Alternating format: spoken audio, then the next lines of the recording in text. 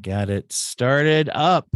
As we were just saying right before I hit record, this is a new experience it's the Broken Brain Book Club, the very first that we've held, and it makes it a half book club, like a book club anybody may have gone to, and certain like half podcast episode as well. A lot of you listeners who have shared, thank you for reading the book. Thank you for purchasing the book. Those of you that have done so as well, because that's a good thing. I just will probably agree that that's a good thing.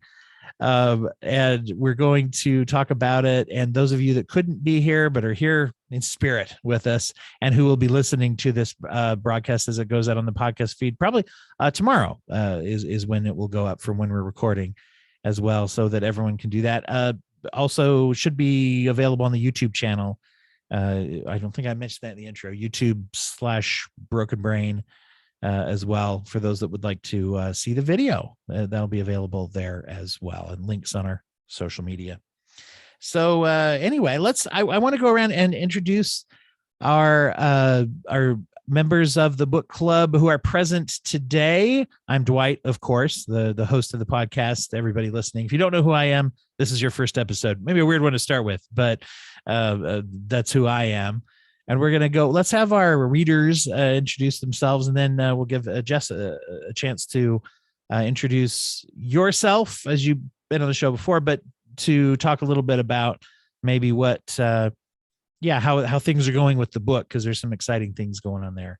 So let's see, who wants to start? I would point, but you guys can't tell who I'm pointing at in the Zoom windows. Well, I guess I will start. My name is Robert. This is my first time doing this with you, which is fun, although we've done other things. My wife, Bree, is part of the Let's Chat network and has helped out with all that. And I'm just really happy to be here. Great. Thanks. Okay. I'm Ashley. I have done a podcast before, but I've never done a book club / podcast, but I'm an avid reader and I enjoyed reading, new and exciting work. I feel like it's very important for us to be supportive of our writers and to keep being ferocious readers and writers and discussing stuff like that. I think it's really good for us as a society to keep doing that. So good job. And I look forward to doing this again in the future. Thank you, Ashley. And is this published? Is it Spark Press? Is that the name of your publisher? Yes. Okay. And one of the things that's exciting about that is that you have gone, through a publisher, which is the traditional process. Obviously, it's not a self-published, but it is an indie publisher, which is very exciting and cool, I think, because obviously a big supporter. We've had indie booksellers and things on the show, and so I think that's very cool as well. So yeah, tell us, can you update us a little bit on how things are going with the book, Jess? Sure. Well, first, Dwight, I just wanted to say thank you for allowing me to be the very first guest on your book club. I can't say that I've done very many firsts in my life, so this is something that I'll always remember this. Oh, thank you. And it's good to be with you, Ashley and Robert, and listeners that may come on later. So the A Stream to Follow was published in late April, and it's done very well.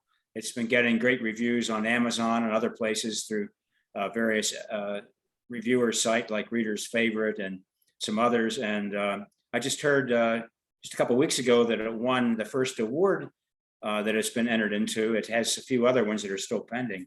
This is an EPI award, which is for independent book publisher produced books, and it won a silver medal. So I was really pleased to see that. In fact, my wife joked that they sent the silver medal in the mail, and she said, well, you can put this around your neck like you won the Olympics or something. But I have so far ceased and desisted on that plan. I guess I should have put it on for tonight. Yeah, we get a podium. Juice up your broadcast a little bit. Well, Ashley, you can sing the national anthem. It's for whatever country you're from, usually in the Olympics. So no, I am not going to sing the national anthem. Oh, that's I'll do a great. lot of things for your Congratulations. book club, but not that. Yeah. Congratulations. That's really good. And I can say, having read the book, of course, it very well deserved. I think you touched on a lot of different things, and I think very interesting things within the framework of this story. It's the kind of story, I don't know how everyone out there feels about historical fiction. One of the biggest risks when you approach a historical fiction as a reader is that it can be some of them are a little dry. I'll just put that out there. And to have something that you were able to find a way to bring about a very exciting like story, as well as interesting and then really exciting protagonist. I'm sure we'll get into that about Bruce. Thanks for the comment. One of the oddities of this whole thing is here's a psychiatrist writing a novel. And if we look on the list of authors of novels, you can't count a whole bunch on a couple hands that are psychiatrists or psychologists or other therapists. Perhaps some of you know others, but I think I belong to a fairly small club. But I really enjoy it. And to me, I thought that my years of, I'm a psychiatrist, does a lot of therapy too. I've written a great deal about cognitive behavior therapy. I teach it and I've done research on it. And I use it in my clinical practice along with other kinds of therapy also. And I thought that, I've talked to a lot of people and heard a lot of stories and have gotten to know some people in a lot of depth. And if I write a novel, maybe I have a sort of an angle on understanding characters and trying to bring them to life that my work as a psychiatrist might have informed. And I hope that came through to some extent, that the characters, you can get a feeling of what the characters are going through. I certainly felt so. And anybody chime in whenever you want with other comments too. You had mentioned before when you've been on the show too, that you worked as an Army doc as well, did, yes. right? With your own experience. I was a psychiatrist in the military. Yes. Yeah. So yeah, to bring that perspective, I think was quite powerful, of having seen some of that exact same things, right? I mean more mental injuries, I guess, although probably talking to people who've been through a lot of physical trauma as well. Right. I decided to write a story about a surgeon who was right at the battlefront, which I thought was a untold story, at least in recent novels, recent fiction. Mm-hmm. And that's I got off on that, and then I spun the whole tale around the story of Bruce Duncan. Yeah, it hit me that this would make a great episodic kind of fiction. If when the movie deal comes in, I would just say, think about this. It reminded me of a Masterpiece Theater, except it's set in the U.S. And I don't know I don't know what our version of a Masterpiece Theater is in the U.S. based story. I guess it's what now, Prime Video series or Netflix series. Yeah. You think about small town America and the so-called best years, which were the years right after World War II, when there was this aura that there's been a great victory and the whole country had come together, and the soldiers that returned were treated in a different way than the ones that came home from Vietnam. And perhaps there would be some kind of a series that wouldn't be Masterpiece Theater, but it might be maybe closer to All Creatures Great and Small, or something like that. Something like that is my thought. Into a rural era when families were probably a little closer. At least they lived closer together than they are today in most cases. I felt like you took on a little bit of the perception of it being the good old days, a little, as far as it's not all, roses and sunshine, as maybe sometimes we might say, oh, the greatest generation, lots of good things happening back then, but you didn't romanticize it. There are a lot of myths about the ugliness. The soldiers that returned looked like they were in great shape, but inside they were having a lot more trouble than they let on. I can't tell you how many people that have read the book talk about their parent or grandparent who were like Bruce and Glenn, that they suffered in silence, if you will. And we still see that a lot with trauma, don't we? Yeah. Mm-hmm. I was going to actually mention that my grandfather my mother was born in Park Ridge in Kentucky, and my grandfather helped design the atom bomb. Oh my God. And Yeah, so he was a Kentucky mountain man from Pikeville, Kentucky, and wore plaid like flannel every day of his life. And he actually came, his family was Scottish, and they came over, and he knew the Hatfields and McCoys. He was like 3, was underneath like a bar stool when they were having a shootout. It's like, we just don't have those kind of stories anymore. I mean, we have like 9/11 and things that are horrific, sure, but just hearing about the foundation of the country from him and from my grandmother and from my mother. My mom and dad were born in the 40s, and my dad was actually in the Navy between Korea and Vietnam, and was an ear, nose, and throat assistant, and drove a ambulance and got boys off the field. And I didn't know how much trauma he had. My brother heard more about it because he didn't want me to know how bad it was. So it's just, I definitely identified with a lot of that in the stories. Yeah, as therapists, that's one of our big projects, isn't it, Dwight, to try to help people tell their stories and to unburden them and to break out of patterns of avoidance where they're going through some kind of rituals or behaviors that sort of press it away, but it's still there. It's eating at them all the time. Absolutely. Oh, sorry. I was going to say it's refreshing because, I mean, I'm relatively young, at least I think that I am, although then I remember that I'm in my mid 40s, but I'd say that's very young from my perspective, Robert. but Yes. When I was I was growing up, PTSD and talking about trauma, it was taboo. It was just something that you didn't do. So my grandfather suffered in silence a lot, and I really empathized with that and just getting it out. And yes, sorry, that's what you said. Do you think it's changing at all from any of your perspectives, that people are more likely to be open about having some kind of mental illness or PTSD or depression or whatever it might be? I think so. I mean, I have talks with my children. I mean, about letting us know what they're going through and how they're feeling, that they shouldn't be ashamed of their feelings. And I actually just got phone calls over the weekend from state health organizations that they're funding just health, mental health, wellness, and trying to understand what the populace is going through. So Wow. That's a start. Well, that's encouraging. I think one of the things that I've found really exciting is actually in media. Sometimes on the show we'll profile a lot of pop culture things, sometimes TV or movies. And one of the things as we'll pick.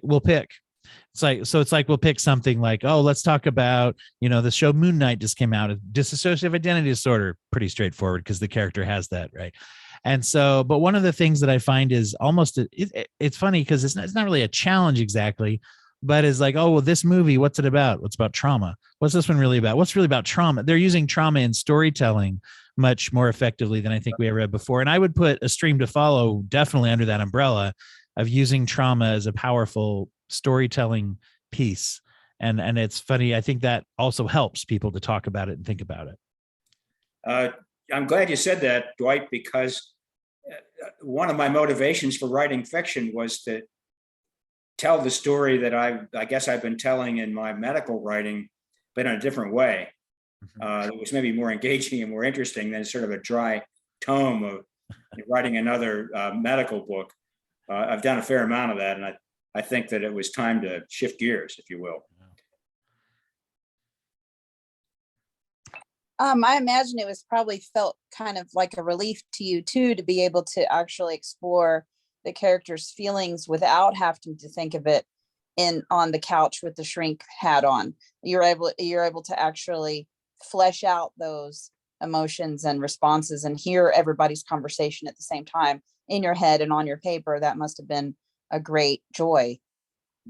I mean, Thanks for making that observation, Ashley. That's really quite true, because in medical writing, I'm always thinking about, is this entirely accurate? Is this supported by the medical literature? Do I have a citation from research studies on this? And doing that, it's really constrained you.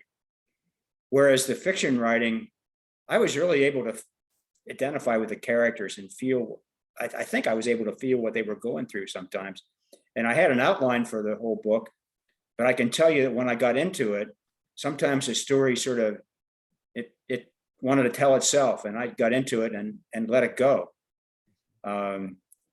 One of the things that sometimes people have said about the book is they liked it because they weren't sure how it was going to end until the very end.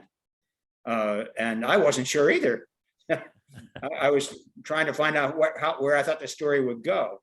And I had a few people reading it, including, if I don't mind me telling a personal story, my mother, who was a World War II vet, in the sense that she supported my dad, who was a World War II vet, and lived through it, was a consultant, if you will. And she lived to be 101. She was pretty amazing. She was actually cognitively intact and really sharp until almost the very last couple of weeks. And she liked to read it and give me feedback about it, and tell me if she thought it was authentic. And having that experience with her was very interesting for me to get that kind of feedback. So I've had other people read it as they go along. They try to identify with the characters. If you don't mind, I'll tell one quick story, then maybe we want to get to some of the discussion points so we can have everybody ask questions. But when early on in writing the book, my mother told me, Jess, you need to put some sex in this book. So I laughed a little bit, because she was an inveterate reader. She read everything. And I said, well, yeah, that's probably right. And I said, if I write it, will you read it? And she said, sure, I'll read it. And I said, okay. And so when I first wrote the first scene that had any kind of intimacy in it or romance or whatever, I wrote it in 3 versions, almost like hot sauce: mild, medium, and hot. and when I gave it to her, I says, Mother, would you like to read the mild or the medium or the hot? And she said, well, I'll take the mild. and she gave me the approval for the mild. So I think it ended up sort of being between mild and medium, and the hot was on the cutting room floor. Director's cut. Yeah, something to save for. But getting back to Ashley's point, it was really enjoyable and transporting in a way to get into characters like that and let them go where they felt like they should go. I really enjoyed that part of it. Well, you bring up, you had shared some discussion points, and these are actually some book club type of questions too. So I'm excited for that. I'm not vamping exactly, but I'm just trying to hit. There we go. I think I figured it out how to share. There we go. Can everybody see that? Okay. Yes. Did I cut anyone off? Okay, there we go. Yeah, I couldn't see where you guys went either. So that's a little bit of the Zoom. It's great for the audio medium part. Those are just listening to that. And so let's get into some of this. And I thought maybe it'd be good for us to share a couple of these things. And we can certainly, since we have the benefit of having you here, Jess, we may rephrase some of these towards you, and we'll see maybe we'll try what we think first and see. You can tell us if we're right. Yeah. I think book clubs and book clubs that aren't online like this are part of a podcast. They're typically a discussion among the participants. Yeah, right. It's supposed to stimulate some discussion. Sure. And I'll say too, for anyone, let's take turns reading these. And if you want to add to or modify those ones that you're reading or anything, Ashley and Robert, feel free. So let's see. Would you, do you want to start reading one, Robert? Do you want to read the top one? Sure. Bruce Duncan, the main character in A Stream to Follow, and his brother Glenn experienced PTSD after horrific trauma in World War II. What did they do after the war to cope with PTSD? What made it worse and what made it better?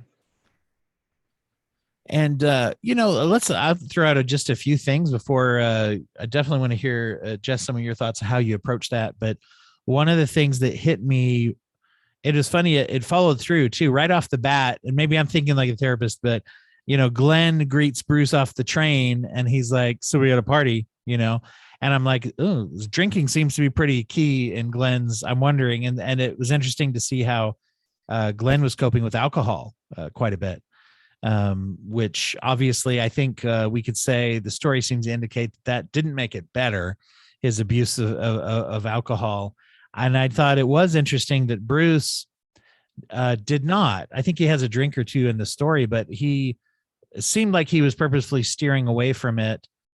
And oh gosh, I don't recall if it ever out and out said that Dad was an alcoholic. He did hide liquor, and I can't remember if they said it, but he obviously had a drinking problem of his own. So I thought, one of the things that stood out to me was the use of intoxicants, which I'm sure was common, and also amongst culture, especially male culture, is often romanticized. For have a drink, just deal with it. Let's pour another glass.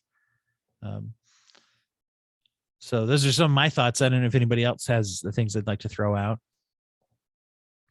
That it was interesting as well. Mm-hmm. Did any of you see things that any of the characters did that seemed to help? Not to take over, but again, with one thing with Bruce, I thought was interesting was that he would do almost kind of talk himself through when he was triggered. At least that's what I noticed. It seemed like he was doing some thought challenging there. Yeah, exactly. I think there's a little touch of cognitive behavior therapy in here, in that we get to hear some of the inner thoughts of some of the characters, so-called automatic thoughts that cognitive therapists would call them. And in some cases, and many people do this naturally. They don't need a therapist to coach them on it, or maybe they need a therapist to coach them how to do it better or more thoroughly or whatever. But they do ask themselves some questions about the thoughts that pop into their head. So yeah, Bruce did some of that. I don't know how many people have read how far in the book, but there is a scene on New Year's Eve at a country club where there's a dance, and there's going to be a fireworks display at midnight. And Bruce's inclination is to avoid it, which is pretty classic. Would be a triggering scene for any kind of trauma related to gunshot or artillery shells, things like that, which he experienced a bunch of. But yet he steels himself and he drags his brother out there on the patio at the country club, and he forces himself to actually watch the whole thing without drinking heavily and without shutting his eyes, without doing any of the things that the cognitive therapists would call safety behaviors. There are things that allow you to participate in it, but you're actually not. I had written in my little notes app ahead, I'm going to watch the fireworks, in quotes. I thought, that's in cognitive behavioral terms, we might call that flooding, right? Except that, like you said, he didn't do anything to calm himself. He just looked at it, right? Pushed himself. Yeah. One of the theories that comes out of cognitive behavior therapy is that one needs to break the pattern of avoidance. And avoidance can be subtle. Sometimes it's through these things we call safety behaviors, where you're actually participating in a feared activity, but you're really not there completely consciously.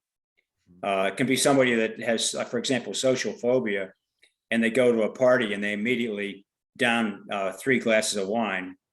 And instead of trying to strike up conversations with people, they hang around their partner and let their partner do all the talking. And they say, well, yeah, I went to the party, so I don't have social phobia. But they really were protecting themselves. So the way to get over it is you need to fully face and feel and think and experience the situation over and over. Barbara Rothbaum, who wrote one of the really best books for the general public about PTSD and is a world expert in PTSD, says that the core thing about therapy is to talk about it, write about it until you've done it enough. And I think that that's an ingredient of lots of therapies that help people with PTSD. So later on in the book, there's a scene, if you read it, you may recall this, where Bruce is with a woman that he's attracted to greatly, Amelia, the English heiress that's come to the United States to see what their relationship might hold. And they're fishing on a stream and they hear gunshots. And instead of shying away from that, Bruce does confront the perpetrator, who's a guy who's done some bad things to Bruce earlier in the book, and is really a dangerous character, fights him. Mm-hmm. But then afterwards, when Shorty, the bad dude, is subdued, he's actually shot off part of his foot, tied up in the back of a rusty old truck that was Shorty's, because Bruce's car has been shot up and can't be driven. Bruce begins to talk about some of his trauma, and Amelia encourages him to spill it out. And indeed he does. And I think it's a pretty dramatic scene where he talks about the thing that troubled him the very most about his wartime experiences. And he shared it with somebody who he could trust. Sometimes you do that with a therapist, you can do that with a loved one, but that can be a key to recovery from PTSD. So I was trying to tell in an engaging story, throw out a few little tips about things that people might be able to do or help a loved one to do about trauma. That reminds me of a point I was going to ask about, but I think Ashley, you had said you had something. Yeah, a couple of things. My dad was a reserve police officer, and he used to take me downtown during the Memphis in May fireworks display. And I don't think my mom knew that he was taking me all the way down there, because he could get behind, and he would go up in the parking garage. So we avoided the crowd and we could see this display from a safe distance inside of a parking garage. And to this day, I don't really like the sound of fireworks. It makes me cry. And I don't know if it's because of my dad or because it's just so big and beautiful, or the sounds, the percussion sounds. When he passed away, he asked us not to use this 21 gun salute. And I was so relieved. And we never discussed why I didn't want to hear guns shot off. We just never discussed it. Mm-hmm. It was one of those things that was like a mutual understanding between us. And then the other thing I was going to say, I read the scene where he was talking about how, and the young lady said that it was war. The Nazis, he did what he had to do. And I thought it was really compassionate. And for people to read that sort of thing, it makes the narrator and the reader the same, to receive the same balm of understanding. Even if they haven't had that exact experience, it gives them the calmness to hear the forgiveness and to move forward. And I think that is very important in those kind of books. Yeah, thanks so much for that observation, Ashley. I mentioned Barbara Rothbaum earlier, and it's a small little book, but it's very valuable. It's called PTSD, What Everyone Wants to Know. She actually has a list of things that she recommends people don't say to sufferers from trauma, and things she recommends they do say. And as you can imagine, some of the things they should say are, it wasn't your fault, I understand, I love you no matter what happened. And there's some things that you shouldn't say, like, well, why didn't you just do X, or why didn't you just do Y, or gee, why don't you just forget it and go on with life? You can't do anything about it. It's water over the dam. Just forget about it. So those things are not going to work very well. There's a quote that I had marked here that I kind of wanted to share. Maybe this is a good time. It's when Bruce is talking to Glenn, and Glenn is saying he's got this his girlfriend who's they're about to even get engaged, and he's worried. He's like, well, she hasn't seen the darker sides of me and my trauma and things. He didn't use the word trauma, but he says that, and he's asking Glenn, what could I do? Should I leave her to spare her the problems and things? And so, and Bruce basically asks him if, here, I'll just read the bit here. He said, she hasn't seen anything like what happened at lunch today with Sarah. The mood shifts like Dad had. She doesn't know about the nightmares, the pain from the burns. And then it's Glenn speaking. He says, well, not yet. And Bruce answers this, which I love. He said, you just answered your question, Glenn. Tell her about your problems. If she wants to keep the thing going, she'll say so. It could be worse for her to have you walk away than to help you fight the ghosts. If she wants out, at least she'll have company, me. And I think that's a great example of a great thing to say, is like, talk about it, give her a chance and a choice to help you, because she may want to help you. But then he also adds, regardless, you've got your brother, you got me, I'm here, and we'll be here together. I thought that was a powerful example of that. Yeah. Let's, I wanted to, let's see, this comes up in a different question. So maybe we'll get into that in a little bit, of one of the coping skills that I thought was interesting. But let's read this, the second one I think is interesting. Ashley, you want to read that? The second bullet point there?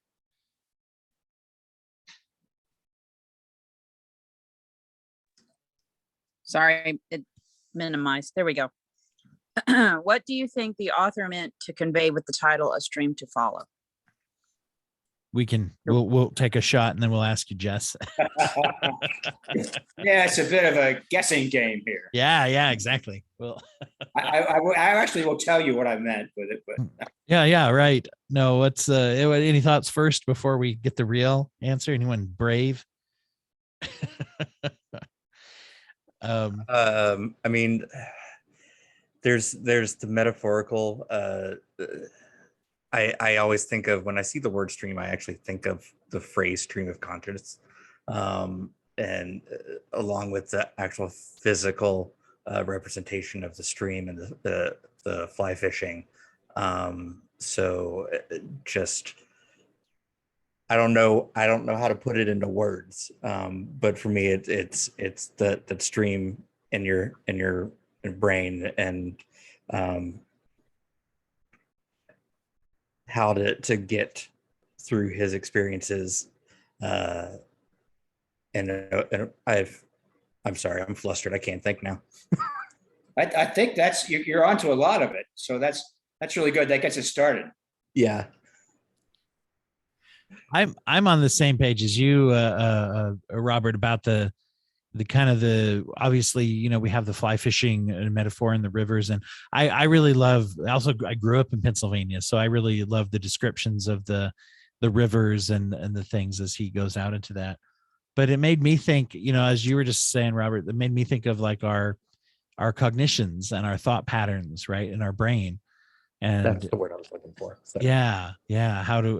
Where they take us. Right. And sometimes, I mean, that's the bit when it's unhealthy, that we have to try to interrupt instead of just kind of follow, versus we follow. Which way do we follow? I don't know. That was what it made me think of. Well, I'm just going to say that I love water and the metaphors of water and actual water. And I live in Memphis, so the river's kind of a big deal to me. But it says a stream to follow, which to me is an invitation, because it's not just a stream to get water and to revive yourself and to perhaps survive, especially if you were in a war combat situation. You would need to be near the water, and it was always hot zones. And a stream to follow means follow me out to safety, get out of this, out of the stream, just keep going. So that's kind of what I thought. Like, you just have to keep going, because the whole story was about picking everything up and just keeping going forward.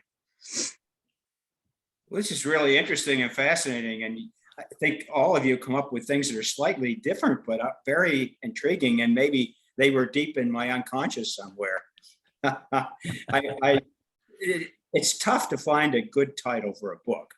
And I must say that I struggled a lot and came up with some pretty lame ideas in the beginning. Had a whole yellow legal pad full of ideas, and would be driving and try to think of ideas and so forth and so on. And I obviously had to throw away dumb titles like Dr. Duncan Goes to War or something like that. I certainly wouldn't want that. I want to make it more interesting, make people think a little bit about what's this book all about. But I guess what I think that all of us are looking for a stream to follow, a way forward in our lives. They can be goals, they can be projects, they can be, as Viktor Frankl pointed out in his book, Man's Search for Meaning, which is one of my other questions here, finding a sense of meaning and purpose in life, and then committing yourself to that. And so we see in the main characters, they're all looking for that, aren't they?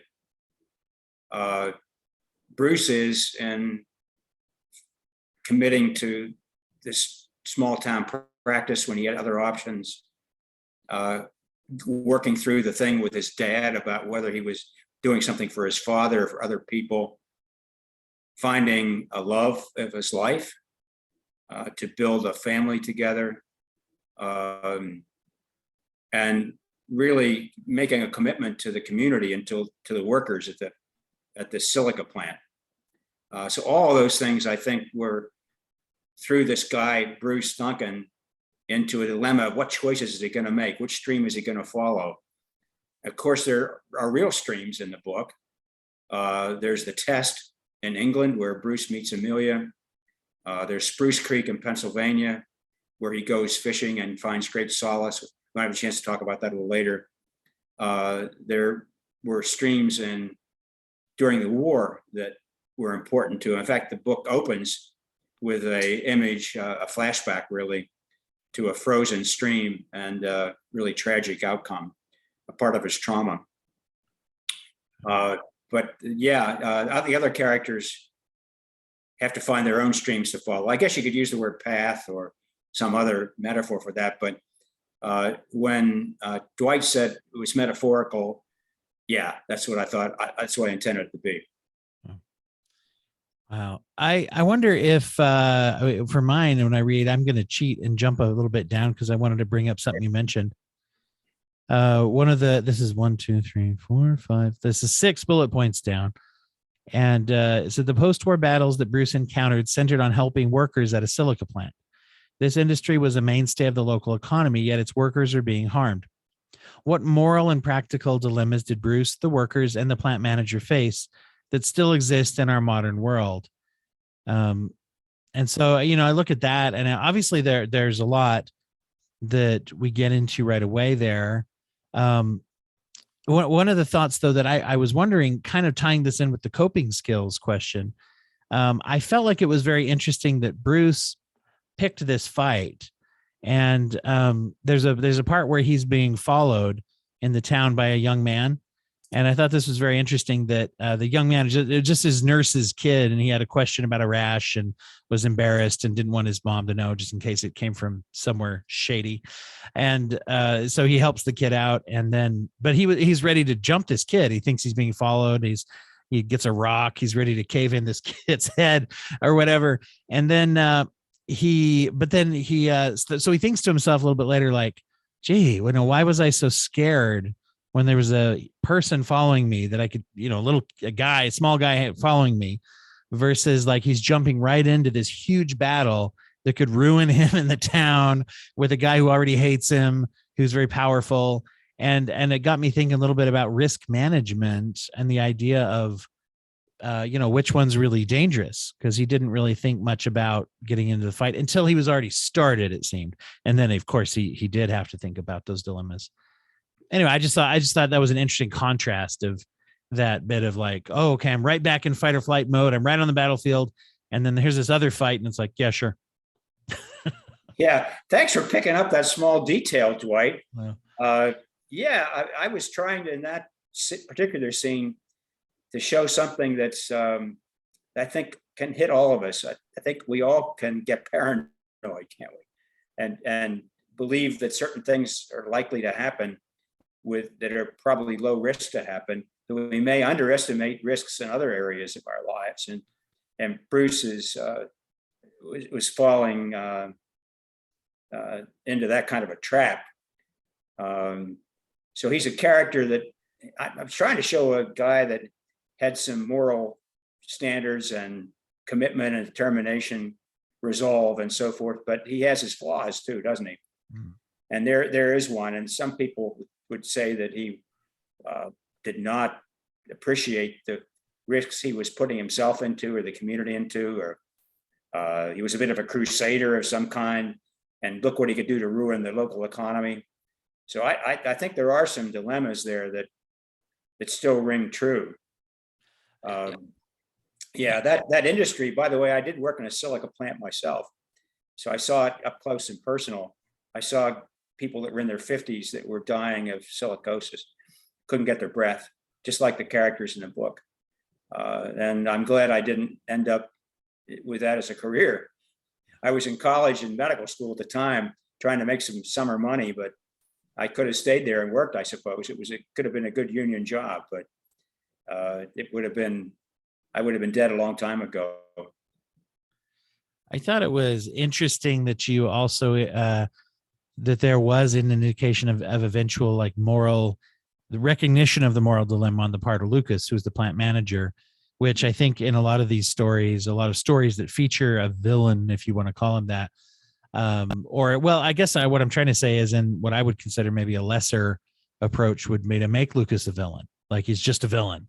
That's who he is. And, he's going to be like snidely whiplashing his way through all these situations, and at some point, part of the resolution was that he was like conflicted and felt guilt over what he'd done to protect the company. Yeah, I wanted to make it more nuanced than the classic stereotyped titan of industry who doesn't even care about what happens to the people in his plant. He cared, but his job was on the line. The vitality of that industry, which was supporting many hundreds of workers, was on the line. And by the way, in that particular plant, it made the brick linings that made the blast furnaces in Pittsburgh possible, that made the steel, that made all the tanks and bullets and things like that for World War II and other wars. And saved our country, if you will. So it's certain industries are needed, but where's the balance? Yeah. We see that now with struggles on oil production and global warming, and another war going on in which we need to produce materials for it, and we need oil. We need to keep the cars on the road. We need to get to work, and where's all this coming from, and what's the pay? How do we pay for it, and how does society pay for it? So there are no easy answers. And it's, the aspirational ethics there of saying like, well, life should matter more than anything, right? And kindness and all that. And it's like, but are any of us willing to forego the things that are made, right? And say, are we going to stop driving? Yeah. Exactly. So we are part of it. And then what do we do there? Yeah, we need steel and concrete and things like that to live in our modern society, don't we? Yeah. Oof. It's tough. Those are some tough things. Yeah. Let's see. Before we go to the next one, Robert or Ashley, did you have any thoughts about that? I wasn't sure if I missed somebody unmuting. I was going to take it in the global warming direction, but you beat me to the punch. Sorry about that. Oh no. I have a 7-year-old, so it's pretty humbling when he looks at me and says, "Daddy, you really should be recycling that." And it's the simple things and it's just wrapping your head around a world that you may not be here for, and what am I doing that should be changed for the future. So I just go back to the title for a minute and comment that Robert's talking about a certain stream to follow or not follow, or try to figure out where it's going and what the implications of it might be, and then making choices. Mm-hmm. which is a very human dilemma we face every day. I was actually going to talk about, unfortunately, we're all we're over a barrel when it comes to ordering things online, but down to the little people and how the consequences of big business. I just thought about those poor people in the Amazon plant that died in the tornado for no reason. It was like they made them stay in the plant and the tornado was coming and they had warning and they still were not able to get off the line. And that just is appalling to me. But, I still have to order things from Amazon. I have people all over the country that I send things to. And, it's a choice I have to make sometimes, not to go local and ship it or whatever. Every corporation has bad guys, unfortunately, and everybody, it just feels like, you're helpless sometimes. Yeah. I just came back from a vacation. I was hiking in the mountains of Western North Carolina. It was really gorgeous down there, by the way. But I did run into another person that was staying at the same place we were staying at. And he turned out to be an executive of a large chemical company. And we got to talking, and he was very sensitive about their image and very thoughtful, really, and said that they knew what the risks were of the amount of plastics that people use and consume. And he was really quite an advocate for greatly reducing plastics that we don't need to use. For example, getting water out of disposable or recyclable plastic bottles. And I was really taken by this fellow who was, very much an advocate for wise choices on how we use the environment. Really cool. If many people would see him as the enemy because he got paid by a big chemical company.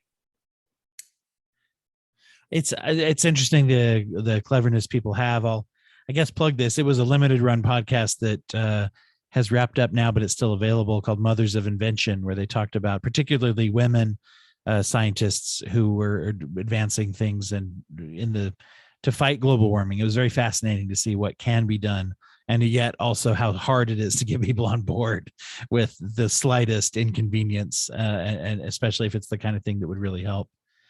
Let's see. I wanted to maybe hit on and you had mentioned wanting to go into this, I think, Jess, as well, the fly fishing question. And I wonder if, or the talking a little bit about the fly fishing. I'm glad you asked that, because I think we're sort of winding down on our time, and we've been talking about lots of tough subjects, trauma, war,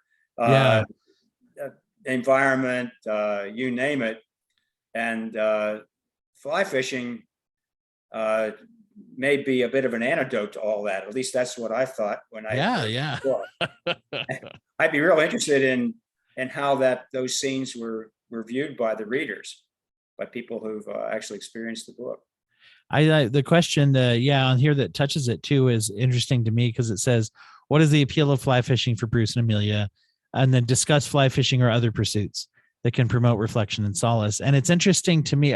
One thing I was going to say is, to me, the fly fishing is meditative. However, meditation itself, I would say it's one of the best kept secrets of mental health. And it's not really a secret. It's just something people don't like to do. There, a lot of times, many people, a surprising amount of people, when they try to do traditional meditation, transcendental meditation, which is very well researched to be helpful to stress, they report that it makes them either anxious or they just can't get there, or they even if they have some good results, they tire of it eventually. And so, but yet finding something, I work with a lot of people in my practice of finding ways to be meditative that aren't just meditation. For many people, it doesn't work unless they can do something. And I found that even reading the description, I'm not a fly fisherman, but I admire the pursuit, and it's something I'm interested in theoretically, and just reading about it was meditative a little bit.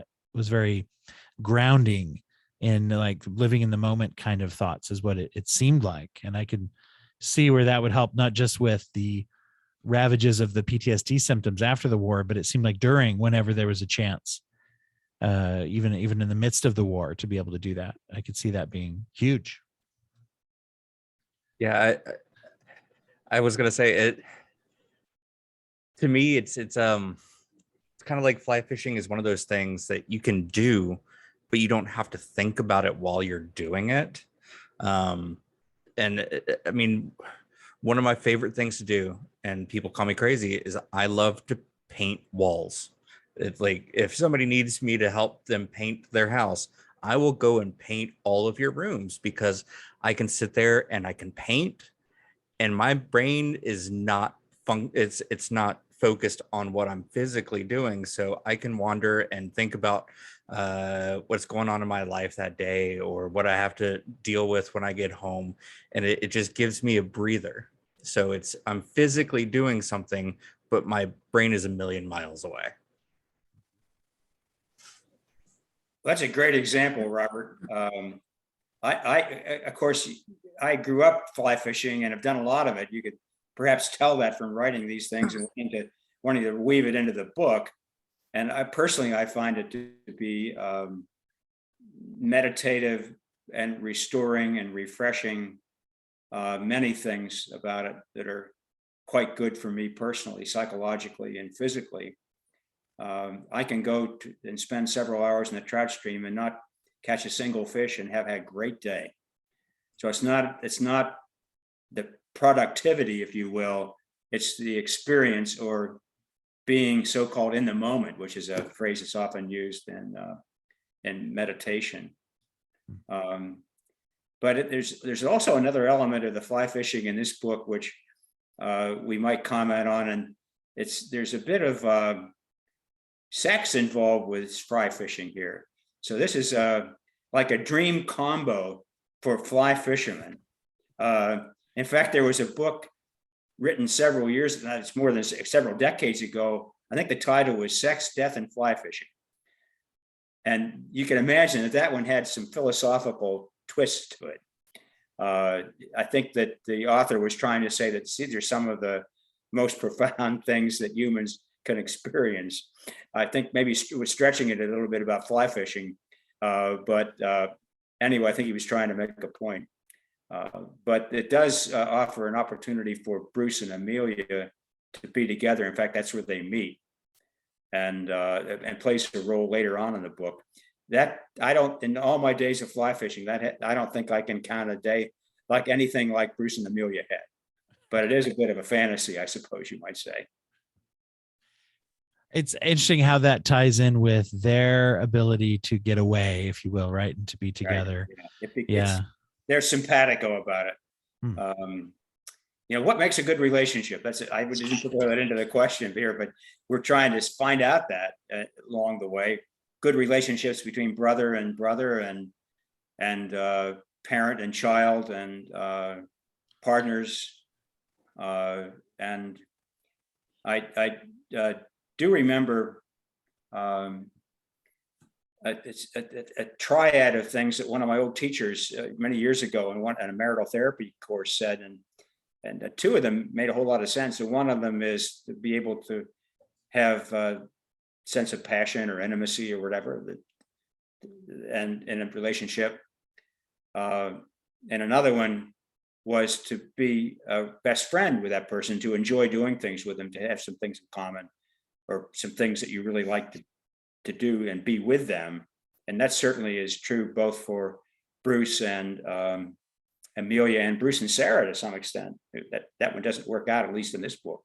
Some people think in a sequel, maybe there'll be a turn of events.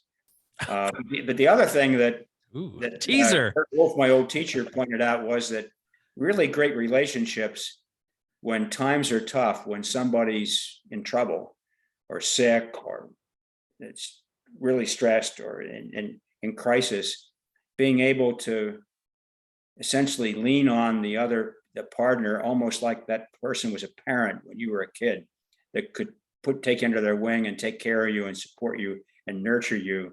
And that role could be shifted, if you will, depending upon circumstance, was a feature of really good relationships.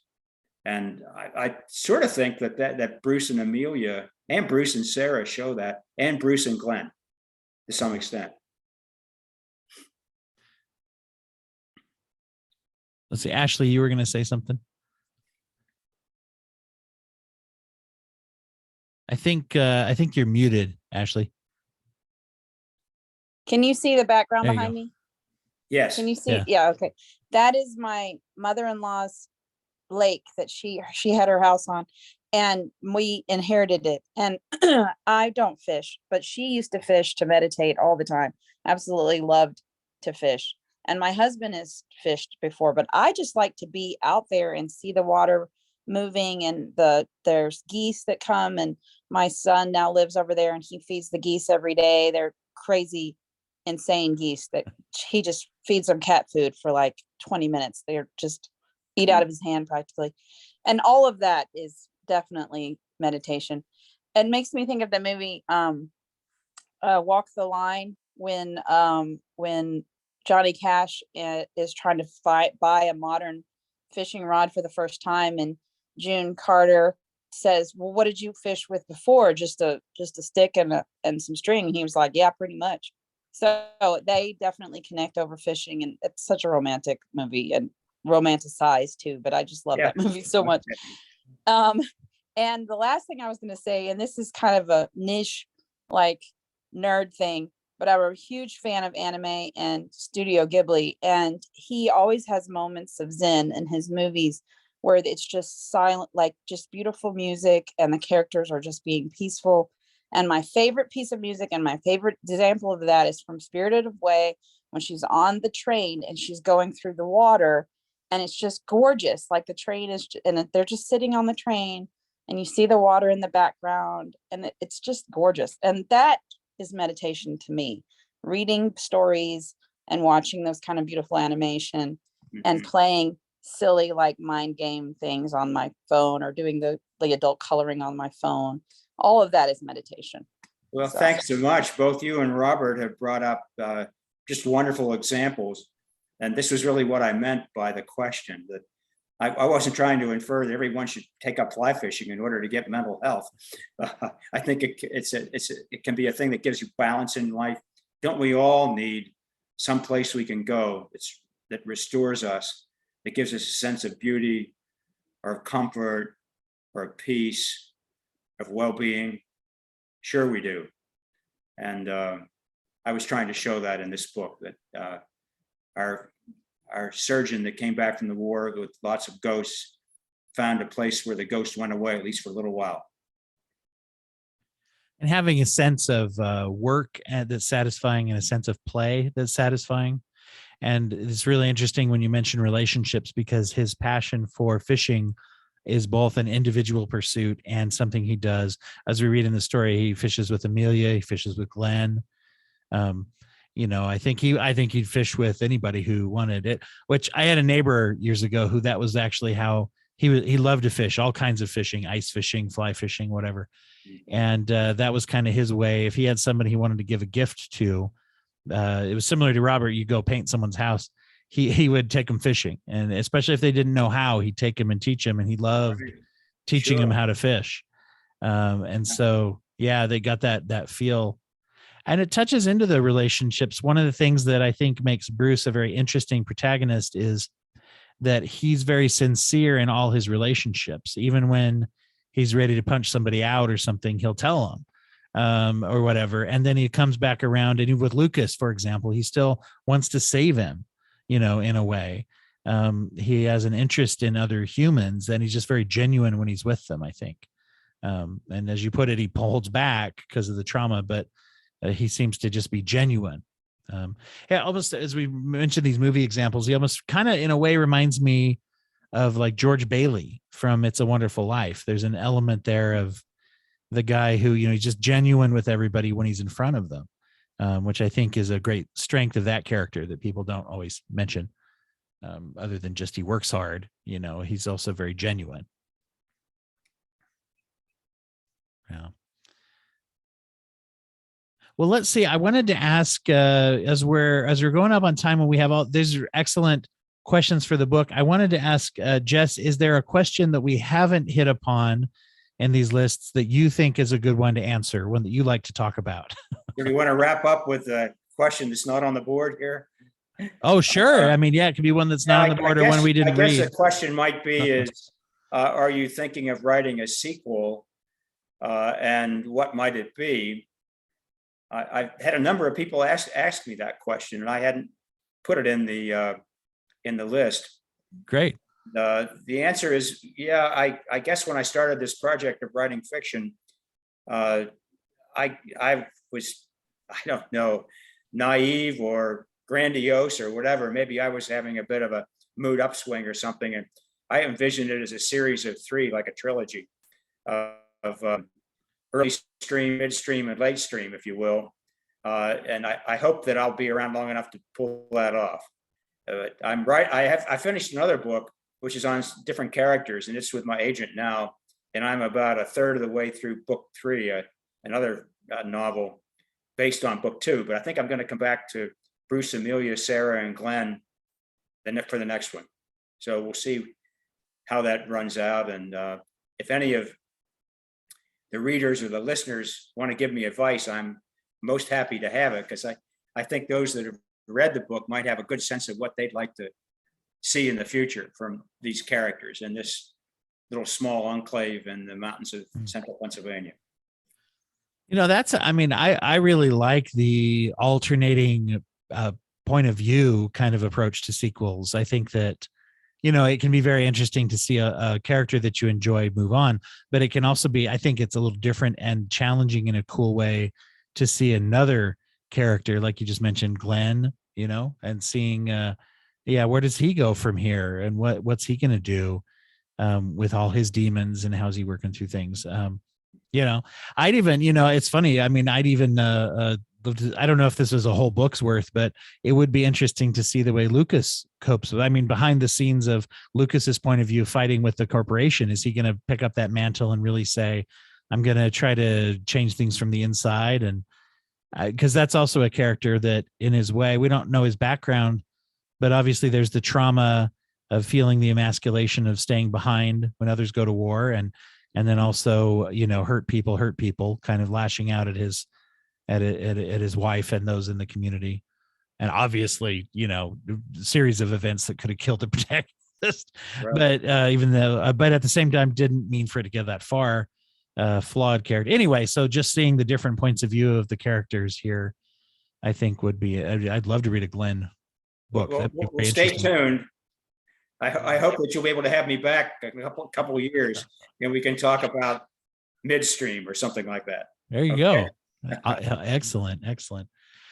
Well, thank you. I mean, everybody, for being here. Let's see. Let's go around. Ashley, Robert, is there anything that you guys want to mention or touch on before we're done for today?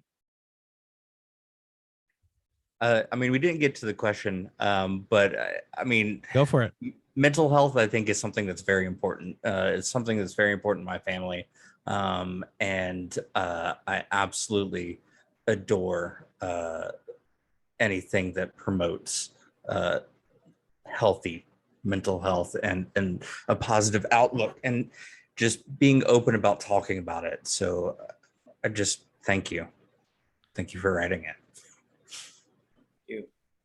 Well said. I was also going to say thank you for including me in the book club. I love reading, and I think that it's a very brave endeavor to put your thoughts and your feelings and your characters out there to be slaughtered by the readers or loved, you know, and reviewers. Right. Oh yeah. My husband tried to write a book, and he's still working on it, and bless his heart, I'm just going to leave that alone. Anyway, it's definitely a labor of love, but it's true work, and people act like writers don't do anything, but that's ridiculous. Anyway, keep going, keep working. We support you, and I think it's very admirable, and keep singing in your choir. Thank you very much. I'm going to do both. Is there a place for people to purchase it that is better for you? Obviously, there's the more convenient avenues, but your local bookstore, if you have an indie bookstore, can actually order it. It probably is not in the book. It's in bookstores here and there, but it's not in every bookstore. And you can get it on all the online booksellers. Mm-hmm. But I'm with you. Yeah, people don't realize sometimes that an indie bookstore has access to everything And the interesting thing is, you might even through the web, a lot of them. We had Deshonta Harris, who's the owner of Books and Crannies in Virginia, booksandcranniesva.com. I'll plug that because she's been on the show. And you can go on there, and if you order on there, it comes to you in the mail just the same, and Right. you're supporting a local indie business. And if you're going to be in Rehoboth Beach, Delaware, not this Saturday, but the Saturday after that, from most of the morning, I'm going to be doing a book event at the Browse About bookstore there in Rehoboth Beach. Oh, wonderful. And it's a big beach day, so there'll be a lot of people hopefully coming back and forth. That, by the way, that's where Joe Biden's summer place is. So I doubt Joe will come by to have to get my book and have me sign it, but you never know. If you're listening, Joe, Bring telescope pictures too. This is even more obscure, but if you're in Hollidaysburg, Pennsylvania, which is where the book is cited, I'll be at the Borough Coffee Shop from 10 to 11:30 on Saturday morning, the 30th of. Wonderful. What would be really cool though is if we could order it and you sign a copy and then ship it to us. That would be really cool, because Sure. I love signed copies, first edition books. I have several. That's a collector kind of thing that I would really enjoy. Dwight, you can put up my email on the site when you go live, and say that if anyone wants me to do that, they can send it to me, and I'll sign it and send it back to them. Or we can figure out a way to make it happen. Okay. I will put it out there. Yeah, for sure. Awesome. Try to do it. By the way, I grew up going to Delaware when we were kids. I love Rehoboth Beach. Just plug for Rehoboth Beach. Yeah, our whole family will be there. Crazy. Yeah, I've we have, actually been there sisters too. and cousins and uncles and aunts. No. And everybody. Yeah. Robert, have you been there? Are you the only one? I have not been to Delaware. Oh, Sorry. road trip. We'll All have the to way plan it. around it, but It's gorgeous. Yeah, it is. It's great. Yeah. We talked about water, and you can get your feet in the water there, and the beaches are beautiful. awesome. I'll be doing it here next week. This time I'll be at the beach. Right. I want to add one more thing, and Robert, we can cut this I don't want to put you on the spot, but I know you guys have been through a lot recently. I've been retweeting it. Do you mind? Could we share you've had some personal tragedy with your housing, and you guys have a GoFundMe because you've had to relocate and not been treated maybe fairly by your landlords. Could you want to share that? Sure. So going into Memorial Day weekend, the weather was just warming up. We're here in South Carolina, and we were going to take the kids to the pool.